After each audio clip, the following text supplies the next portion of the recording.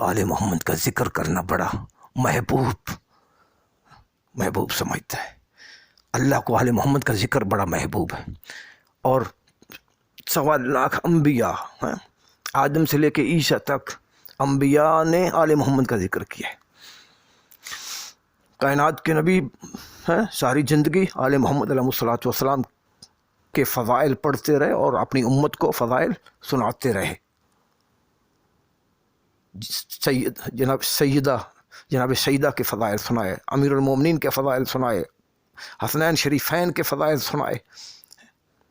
ساری زندگی پیغمبر اپنا رسالت کے جہاں اتنے کام تھے نا رسالت کے کرنے کے، کہ ان رسالت کے جہاں اتنے ہزاروں کام تھے جو پیغمبر جس کے لیے بھیجے گئے تھے، جن کاموں کے لیے، جن فرائض کے لیے پیغمبر بھیجے گئے تھے، پیغمبر کو بلکہ حکم ہوا کہ میرے حبیب جس طرح نماز تم نے کھول کر تفصیل سے بتا دی ہے، میرے حبیب یہ جب آیت نازل ہوئی نا انما ولیکم اللہ ورسولہ، یہ آیت جب نازل ہوئی پیغمبر پر، تو پیغمبر سے کہا گیا کہ میرے حبیب جس طرح ہم چاہتے ہیں جس طرح تم نے نماز تفصیل سے سمجھا دی ہے، روزے کے احکام تفصیل سے سمجھا دیے ہیں، حج کے احکام تفصیل سے سمجھا دیے ہیں، باقی شریعت کے مسئلے مسائل احکام تم نے تفصیل سے سمجھا دیے، بتا دیے. ہم چاہتے ہیں کہ علی کی ولایت جو ہے اس کو بھی تفصیل سے سمجھا دیا جائے، امت کو علی کی ولایت کو بھی تفصیل سے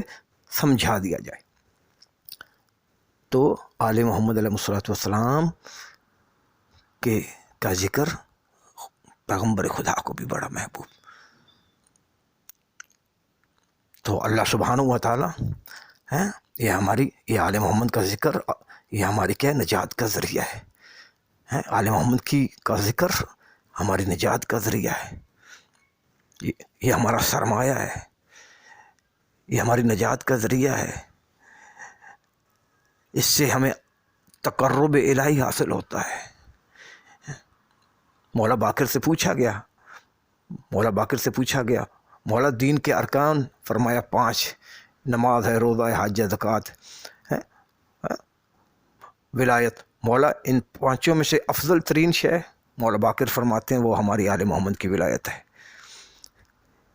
اللہ نے اس لیے ہم آل محمد کی ولایت ہے اس لیے کہ ہماری ولایت پر ان باقی 4 کی قبولیت کا دار و مدار ہے. ہماری ولایت ہے نماز قبول ہوگی، ہماری ولایت ہے روزے قبول کیے جائیں گے، ہماری ولایت ہے تو حج فائدہ دے گا، ہماری ولایت ہے تو زکوٰۃ فائدہ دے گی. یہ ہے. تو اللہ سبحانہ و تعالی آپ مومنین کو، آپ آل محمد کے ماننے والوں کو آل محمد کا ذکر برابر کرنے کی توفیق عطا فرمائے. اور یہ وبا کرونا جو ہے آج امام موسیٰ کاظم علیہ السلام کی شہادت کا دن ہے، اور مولا باب الحوائج مولا امام موسیٰ کاظم علیہ السلام کی مظلومیت کے صدقے، ان کی ولایت کے صدقے، ان کے حق کے صدقے، ان کی مظلومیت کے صدقے اللہ ہمیں اس وبا سے نکالے کہ ہمارے امام بارگاہ کھلیں، ہماری مساجد کھلیں، ہماری درسگاہیں کھل جائیں، کہ جس طرح ہم پہلے برابر جو ہے پوری آزادی کے ساتھ کھل کر آل محمد کے ذکر کرتے تھے، آج ہمیں جو ہے وہ گھروں میں بیٹھ کے کرنا پڑ رہا ہے، کے ذریعے جو ہے آل محمد کا ذکر کر رہے ہیں، انٹرنیٹ کے ذریعے کر رہے ہیں، گھروں میں بیٹھ کے کر رہے ہیں. تو یہ بڑا رونے کا مقام ہے کہ بڑی یاد آتی ہیں وہ دن بڑے یاد آتے ہیں کہ جن دنوں میں کہ کیا ہے ہماری امام بارگاہیں کھلی ہوتی تھی، ہمارے ادارے کھلے ہوئے تھے، درسگاہیں کھلی ہوئی تھیں، مساجد کھلی ہوئی تھیں. تو انشاءاللہ بہت جلد امام موسیٰ کاظم علیہ السلام باب الحوائج کے صدقے اللہ سبحانہ و تعالی ہمیں اس وبا سے نکالے گا. بہت جلد ہماری امام بارگاہوں کے دروازے کھلیں گے، بہت جلد ہماری مساجد کھلیں گی، بہت جلد ہماری درسگاہیں کھلیں گی جو بند پڑی ہیں، اور ویسا ہی سلسلہ پھر شروع ہوگا جیسا کہ پہلے سلسلہ رہا ہے. تو امام موسیٰ کاظم علیہ السلام آقا و مولا 7ویں امام ہیں، اللہ کی 7ویں حجت ہے. ساتویں اللہ پروردگار کی حجت ہیں۔ امام صادق علیہ الصلوۃ والسلام کے بعد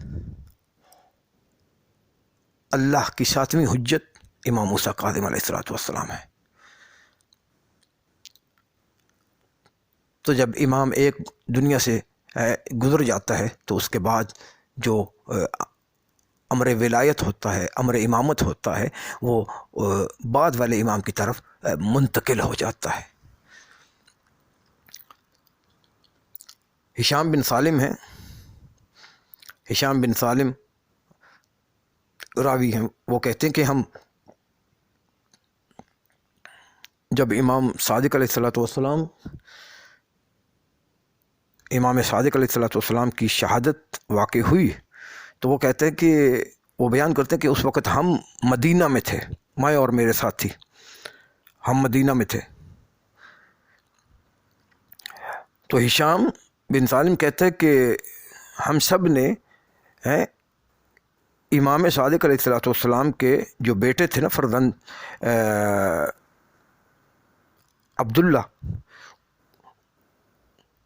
تو ہم سب نے عبداللہ کی امامت پہ ہم سب عبداللہ کی امامت پہ اکٹھے ہو گئے، ہم نے اکٹھ کر لیا، ہم نے اتفاق کر لیا عبداللہ کی امامت پر۔ اور جانتے ہیں یہ عبداللہ کون ہے؟ امام صادق علیہ الصلوۃ والسلام کے بڑے بیٹے اسماعیل تھے، اور اسماعیل جو ہیں وہ حضرت امام صادق علیہ الصلوۃ والسلام کی زندگی میں ہی گزر گئے تھے۔ اب ان کے بعد عبداللہ ہیں، امام کی اولاد میں، امام کے بیٹوں میں سب سے بڑے عبداللہ۔ تو یہ عبداللہ کون ہے؟ یہ امام صادق علیہ الصلوۃ والسلام کے بیٹے ہیں، اور ان کے متعلق شیخ مفید نے لکھا ہے ارشاد کے اندر کہ انہوں نے امام صادق علیہ الصلوۃ والسلام کی شہادت کے بعد امام صادق علیہ الصلوۃ والسلام کی شہادت کے بعد انہوں نے اپنی امامت کا دعویٰ کیا تھا کہ امام صادق کے بعد امر ولایت، امر امامت جو ہے اس کا حقدار میں ہوں، وہ میری طرف پلٹ ہے، اس کا حقدار میں ہوں۔ تو یہ امام بنے، امامت کا دعویٰ کر دیا، اور لوگ جوگ در جوگ اس کے پاس لوگ شروع ہو گئے، اور کچھ اس کے ساتھ شریک بھی ہو گئے، اور اس کے ماننے والے جو ہیں وہ افتحی کہلاتے ہیں، فتحی۔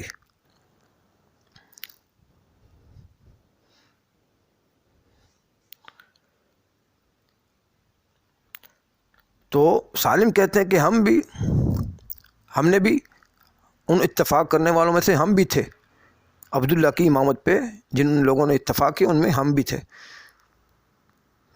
تو ہشام بن سالم کہتے ہیں کہ ہم تیسرے دن ہم گئے کہ چلیں امام کے پاس چلتے ہیں، کہ جا کے امام سے سوال کرتے ہیں۔